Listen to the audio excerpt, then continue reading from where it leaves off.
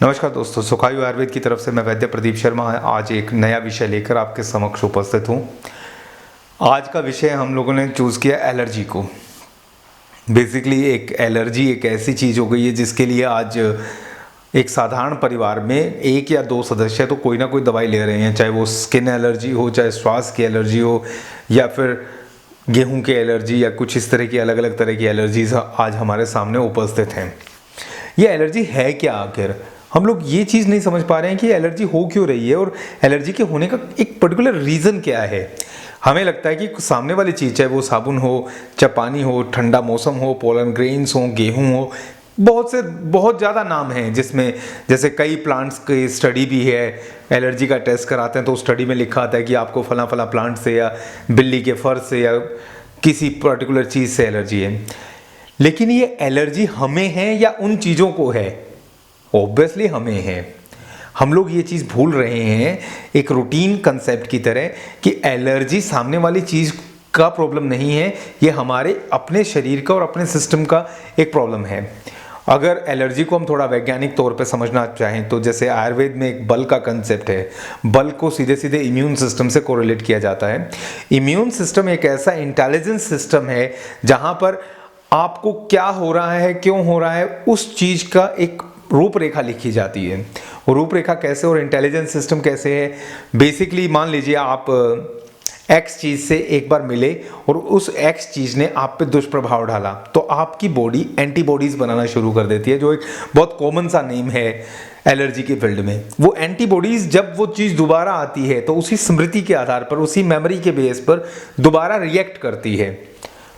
तो इसका मतलब ये तो सेल की साइकोलॉजी के साथ कहीं ना कुछ प्रॉब्लम हुई है, जिसकी वजह से वो एक पर्टिकुलर चीज़ से चिढ़ या नफरत शब्द का आप इस्तेमाल कर सकते हैं। जैसे सामान्य जन भाषा में हम लोग कई बार कहते हैं कि I am allergic to that person, या मुझे उस आदमी से एलर्जी है। तो इसका मतलब तो सिंपल सा हुआ ना कि मुझे उस आदमी से एलर्जी है। उस आदमी का उसमें दोष कितना है मुझे नहीं पता है, और ना ही हम लोग पता करने की कोशिश कर रहे हैं। तो आयुर्वेद का अगर मैं कंसेप्ट देखूं तो देखिए, हल्दी दूध में डाल के पीने के पीछे और उसके बियॉन्ड आयुर्वेद शुरू होता है। ऐसा कुछ नहीं है कि कुछ घरेलू नुस्खे ही आयुर्वेद हैं। हमें पहले ये कारण पता करना होता है कि ये हो क्यों रहा है आखिर। ये बेसिकली किसी गेहूं या पोलन या फिर साबुन का पानी या सीमेंट या कई सारी ऐसे लिस्ट में चीज़ें हैं जिनकी वजह से हम लोग मानते हो रहा है। ये उनकी वजह से नहीं है। ये कहीं ना कहीं हमारे सिस्टम में कुछ ऐसा फ्लो आ गया है कि हम एक दोस्त और दुश्मन, यानी वो चीज़ क्या है, वो हमारे कितना नेगेटिव इम्पैक्ट डालेगी बॉडी पे, उसका असेसमेंट किए बिना एक जनरल धारणा बना लेते हैं कि हाँ जी इस चीज़ से ये चीज़ होने वाली है, तो और बॉडी उसको एक रिएक्शन के तौर पर बहुत स्पीडली करती है।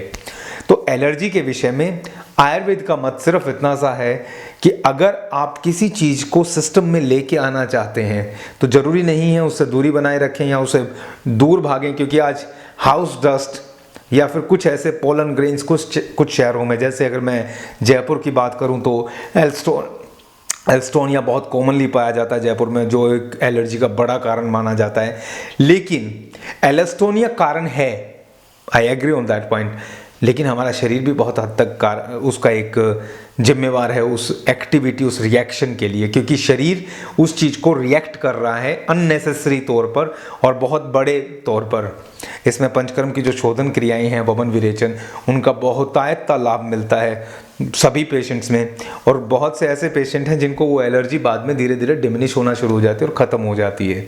तो अगर आप एलर्जी से परेशान हैं या घर में कोई सदस्य एलर्जी से परेशान है तो एक रिक्वेस्ट है कि आप किसी भी अच्छे वैद्य के पास जाएं, उचित परामर्श लें और कम से कम ये पता लगाएं कि आपके सिस्टम में फ़्लो कहाँ है।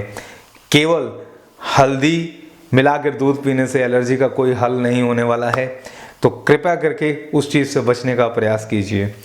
नमस्कार, सुखायु आयुर्वेद से जुड़े रहिए फेसबुक पेज और यूट्यूब पेज की वजह के थ्रू।